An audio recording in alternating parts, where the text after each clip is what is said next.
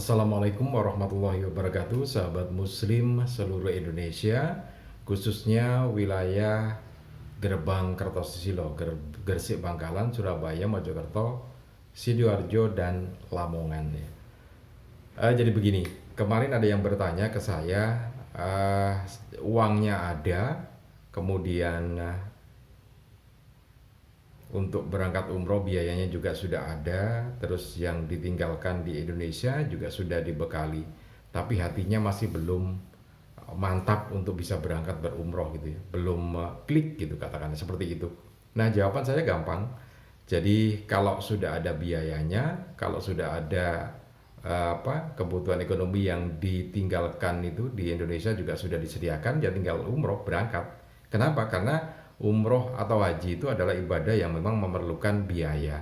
Nah, kalau belum ada biaya ya diusahakan biayanya ada bersamaan dengan hatinya, kan begitu. Tapi kalau biayanya sudah ada, hatinya masih belum siap, ya berangkat dulu. Kenapa begitu jawabannya? Ya karena di sana nanti kita berharap nanti akan dapat hidayah. Kenapa juga begitu? Karena begitu kemampuan itu sudah ada dan keinginan untuk berumrah itu sudah ada, meskipun ragu gitu ya. Ragu itu kan artinya ada 50% untuk berangkat, 50% enggak, kan begitu. Nah, itu sebetulnya adalah yang terjadi, itu hati nurani sedang bergerak, berbicara untuk mengajak Anda berjalan lebih baik lagi, berjalan mendekat ke Allah lebih baik lagi.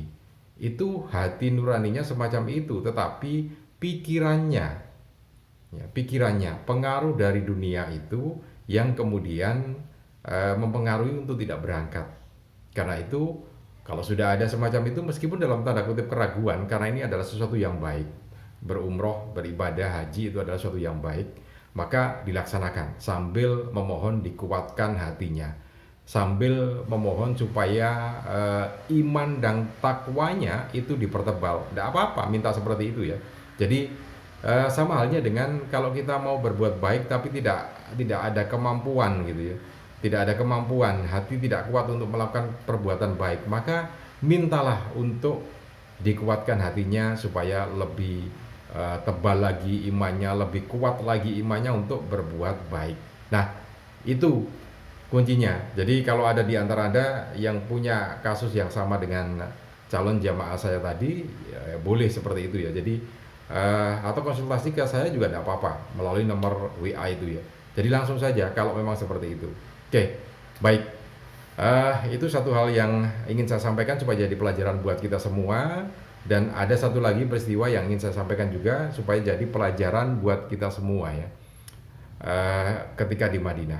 Oke, sebelum saya lanjutkan lagi, untuk Anda yang baru saja bergabung di channel ini, jangan lupa tekan tombol subscribe-nya terlebih dahulu.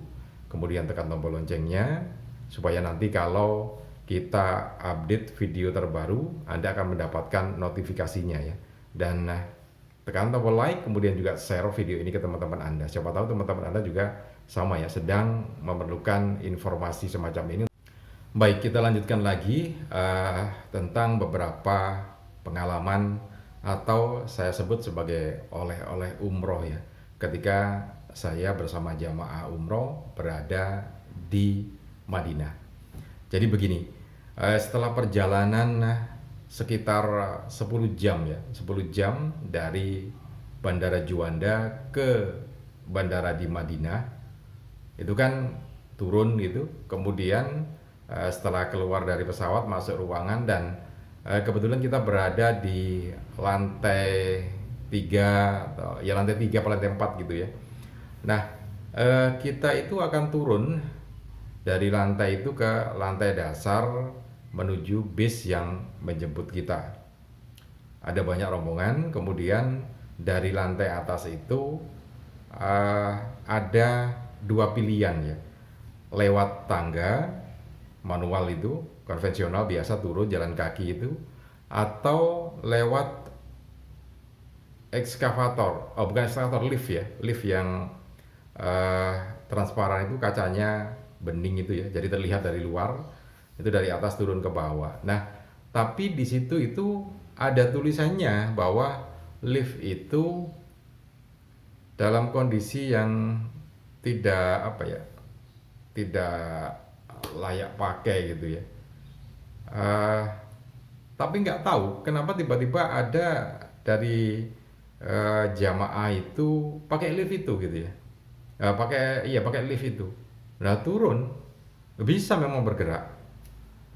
Itu pun mereka sebelumnya melihat bahwa meskipun ada tulisan itu, tetapi kok masih dipakai dan bisa dipakai gitu ya. Kemudian eh, ada sebagian rombongan itu sekitar 8 orang, 8 orangan gitu ya, masuk ke lift itu padahal sudah diperingatkan oleh teman-teman yang lainnya jangan dipakai itu, tidak fit kondisinya, rusak total juga enggak, tetapi kalau dipakai juga khawatirnya nanti macet di jalan gitu ya, macet di tengah-tengah. Itu yang disampaikan oleh jamaah yang lain, ada kekhawatiran semacam itu.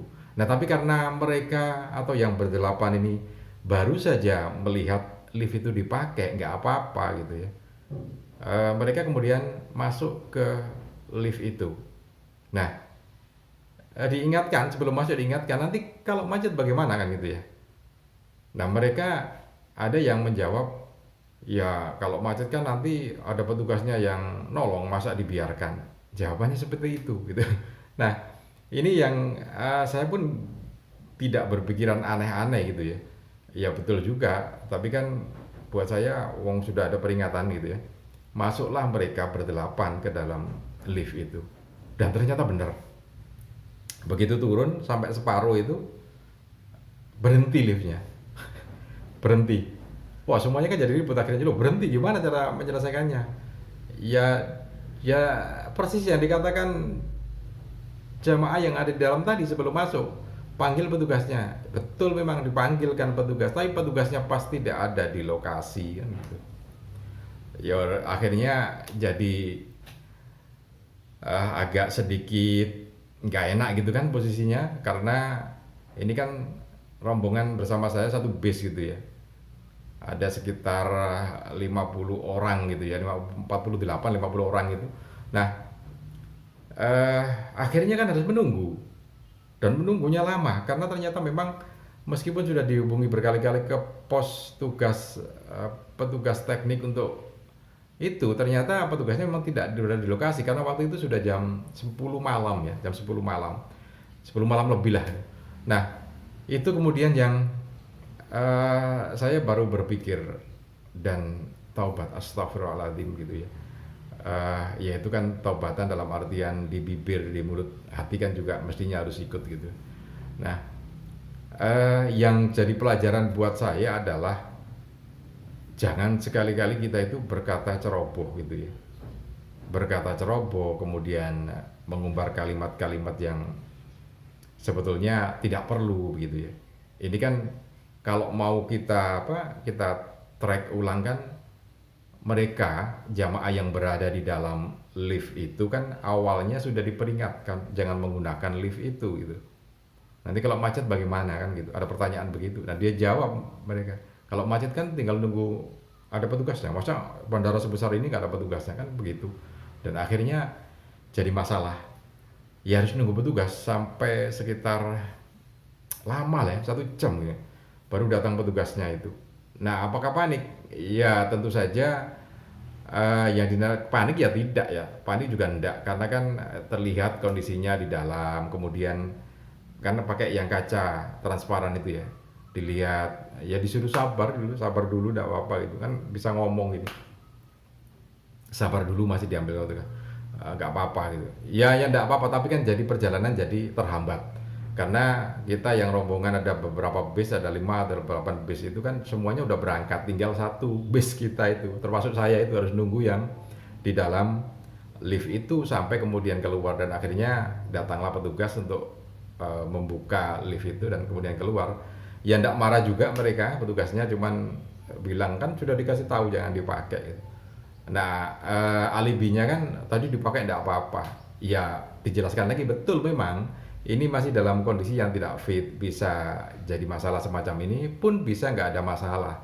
Jadi kan artinya tidak bisa, tidak dalam kontrol gitu ya, tidak bisa dipastikan 100% fit karena ya tadi itu. Nah, masih ada banyak catatan-catatan lain yang jadi bekal spiritual kita untuk nanti persiapan berumroh ya. Karena tadi itu yang saya katakan di awal bahwa ya hati itu tetap harus dipersiapkan, tapi yang paling utama dalam ibadah umroh maupun haji itu adalah biaya. Karena kalau biayanya sudah ada, ya memang berangkat ya. Karena kan tadi seperti awal tadi ada teman yang bertanya, meskipun dalam keraguan itu kalau itu baik ya, ya sudah untuk ibadah, untuk umroh, untuk sholat ataupun yang lainnya ya kalau ragu ya dilakukan. Nanti mesti ada hikmahnya di sana dan sambil meminta penguatan iman, penguatan hati untuk lebih dekat lagi. Oke, mudah-mudahan ini bisa bermanfaat. Salam dan sukses selalu. Assalamualaikum warahmatullahi wabarakatuh.